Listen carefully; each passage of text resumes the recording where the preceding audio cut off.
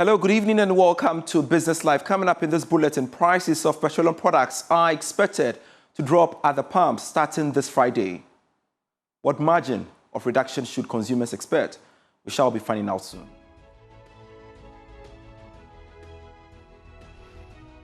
Also in this bulletin, Governor of the Bank of Ghana, Dr. Johnson Isiama, calls for continental digital coordination to boost financial intermediation in Africa.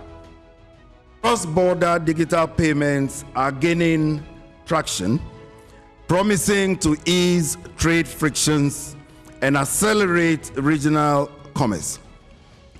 Regulatory sandboxes and innovation hubs are taking root.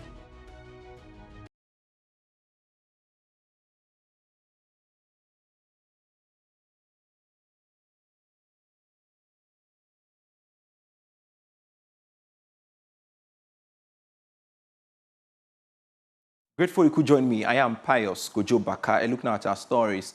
Prices of petroleum products are expected to drop at the pumps starting this Friday. And this is according to the Chamber of Oil Marketing Companies. The anticipated reduction is attributed to the recent strengthening of the cedi and declining prices of refined petroleum products on the international market. Dr. Riverson Opong is Chief Executive of the Chamber. One of the biggest components in the price derivation of crude oil product prices in Ghana has to do with the forex, and the second one, with all things being equal, is the crude oil Platts prices benchmarks. As we speak now, the benchmark prices are falling as well, and the USD falling. That's why you've seen petroleum product prices coming down all the way from 15 to 13 today on an average.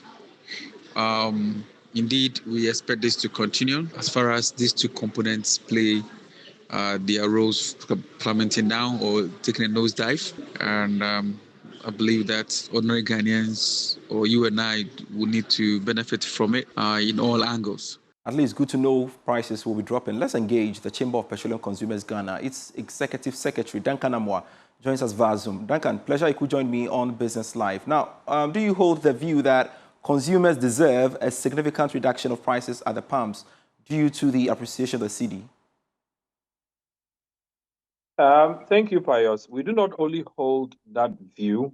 It is our expectation that prices would indeed decline to reflect, as Dr. Opon indicated, one, falling international market prices, and then two, a stronger cedi relative to the dollar.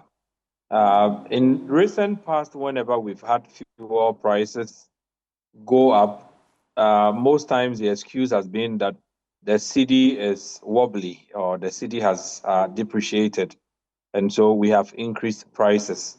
We would want to use your medium to ask the BDCs to further do good by Ghanaians by ensuring that the full stream of reductions that is deserving of all of us at this point is transferred to us at the pumps come from per this.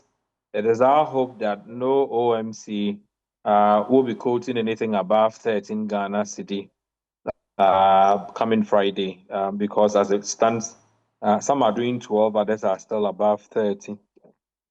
It is our expectation that prices would decline across board, and every Ghanaian in every nook and cranny would at least get some relief, as indeed we have also requested for other sectors to decline on cost of goods and services. It will be our expectation that indeed the BDCs, who are the major suppliers of products to the market, would indeed go down so that the OMCs can have the luxury of passing on these reductions to you and I at the various pumps. And what margin are you looking at? Pius, what we have in-house, we should be doing between 3 to as much as 6-7% for petrol, diesel, and LPG at this point.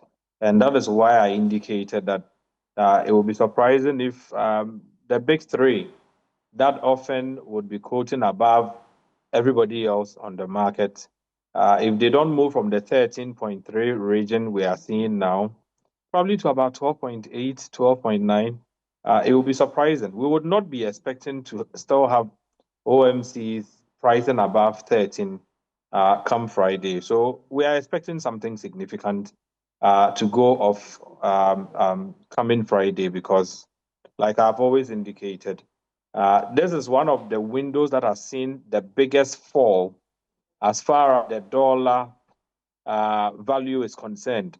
If you recall, we were just trading a while ago around 14, 14.5, 15.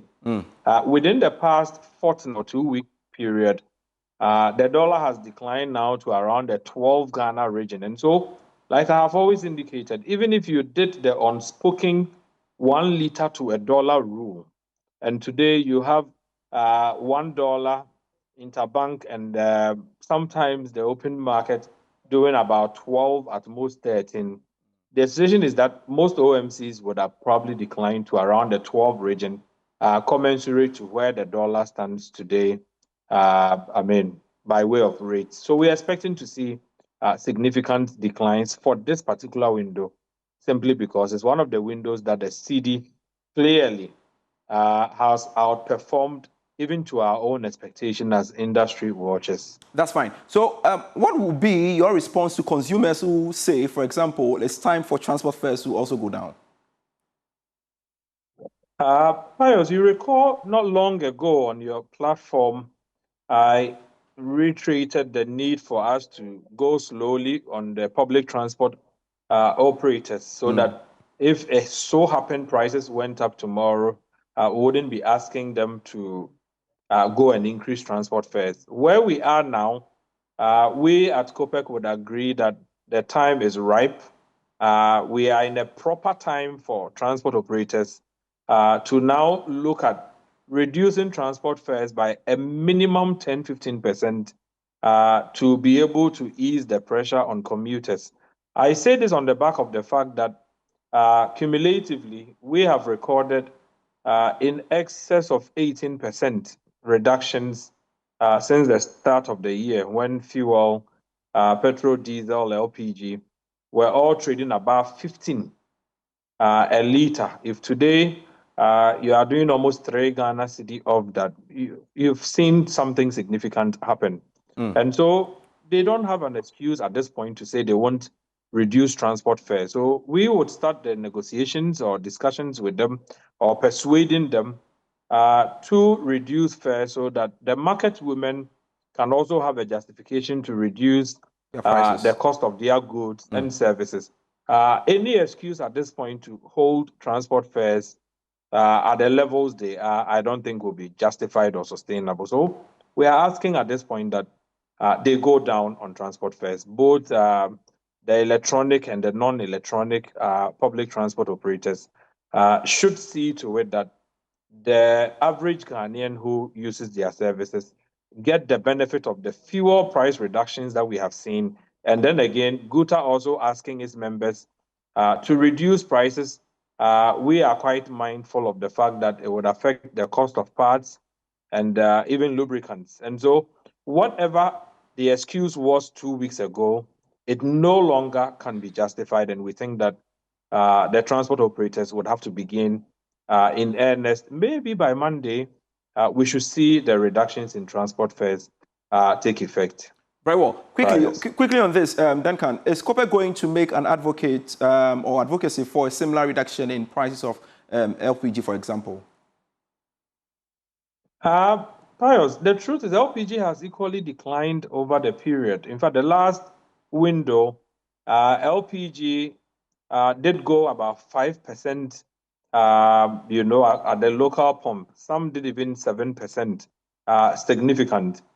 We'll be happy to see them go down further in the coming window because, again, households and commercial properties would require LPG to be able to carry on their day-to-day activities. So we'll be speaking to the LPG marketers. Unfortunately, you may not have my brother Gabriel Kumi come back at this point because he is now the board chair for the Association of Oil Marketing or COMAC, Chamber of Oil Marketing. But we are saying to him at this point, speak to your members, Mr. Chairman. We would want to see LPG prices also decline steeply come Friday so that whatever relief that the Ghanaian deserve at this point will not be denied them. Thank you so much, Duncan Namwa, Executive Secretary of COPEC. I truly appreciate your time speaking to me on Business Live. Let's shift focus to some other stories. President John Mahama has clarified that the proposed privatization of ECG will focus solely on its billing and metering operations. This follows government's approval to privatize certain aspects of the power distributors' operations. Now, President Mahama shared more details about the planned restructuring during his address at the Africa CEO Summit in Ivory Coast. People are queuing up. I said they should wait. We're going to do expressions of interest. We just got the report from the committee that's advising us on how to do it. And they gave us 3 options. You know, one option was to go to one concession holder for the whole country to do the billing and metering. The other was to, if I remember, was to divide into concession areas and have multiple partners working with us in this billing and metering. And so government is yet to take a decision. It's going to come to cabinet, and cabinet will decide on which option we're going for. And then we'll do an expression of interest, and then it's open to, there must be Ghanaian participation, there must be local participation. So even if it's an international company bidding, it must have a local partner. Well, I think that it's important to be in partnership with the rest of the world and other companies that come from outside. But we also have our obligations in terms of providing social services to our people, making sure we have good health care and that our education is of the right quality to produce the kind of human resource that we need. And so balancing it out, it's not easy. I mean, 2.5 billion, I could use that, you know, to go a long way in terms of social services, but I have to pay it. Some of it is accrued interest for non-payment and all that. But I do think that they are not exclusive of each other. Energy is important. You can't grow an economy without energy. And so it's just as critical as it is to provide social services.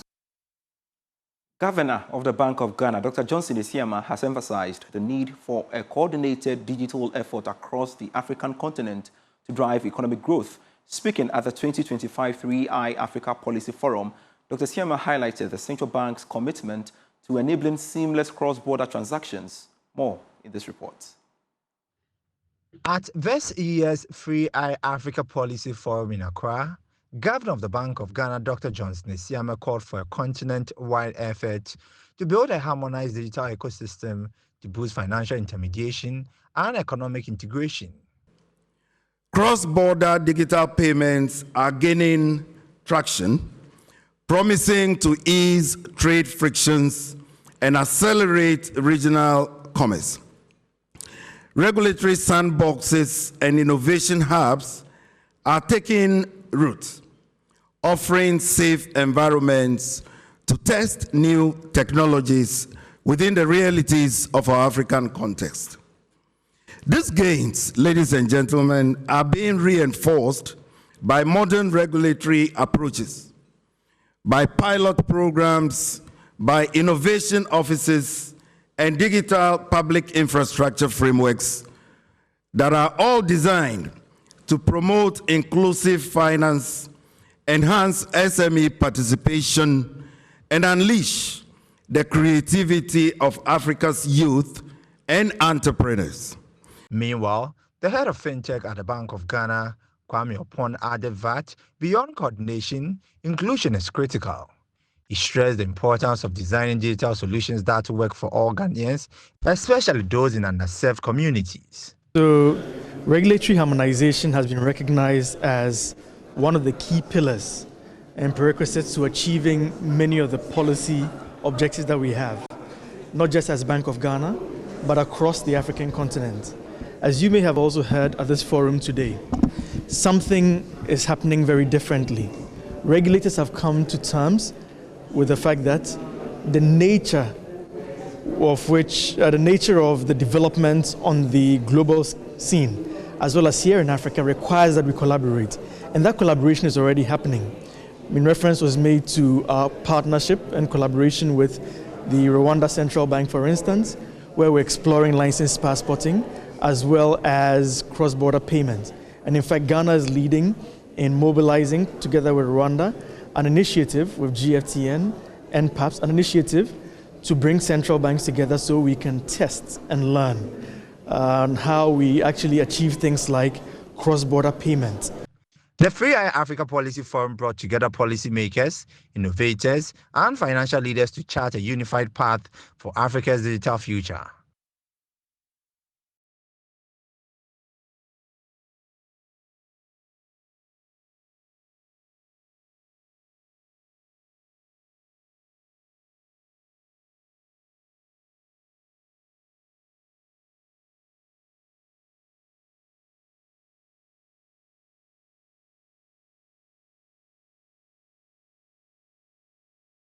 Businessman. Let's now go to myjoyonline.com/business for some stories on that portal. Mahama rules out ECG privatization, emphasizes Ghanaian participation as PSP submits its report. And of course, we were heavy on that on Business Live for you as well. Fuel prices to drop from Friday on the back of the cedi's appreciation. That's according to Comac. And also, we brought you that extensively with Duncan Amwa here on the program. That's it for the bulletin. You can get more stories when you log on to myjoyonline.com/business. I am Pius Kojo Baka.